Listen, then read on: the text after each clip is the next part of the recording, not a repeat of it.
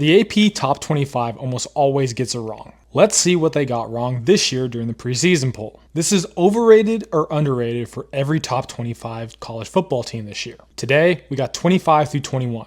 At number 25, we got the Boise State Broncos. This is the only non-Power 5 school to be ranked, with good reason. They bring back 7 of their starters on defense and their quarterback Maddox.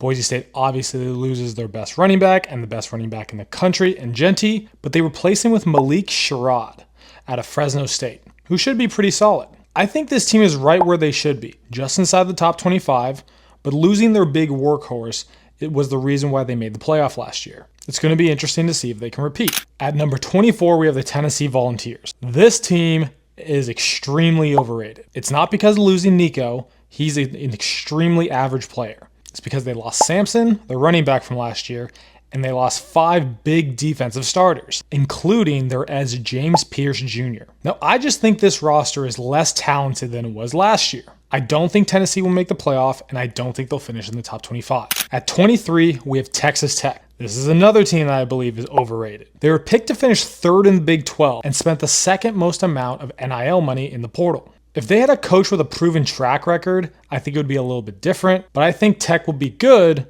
but just not top 3 in the Big 12 good. This team is going to win 7 or 8 games and finish in the middle of the Big 12. Before I give you Iowa State and Ole Miss, go ahead and give this video a like. Number 22, Iowa State. I think this team is also just right. The thing you have to remember is Iowa State is coming off the best season in program history in terms of wins and winning the Pop-Tart Bowl. I just think regression is due after a season like that. At number 21, we have Ole Miss.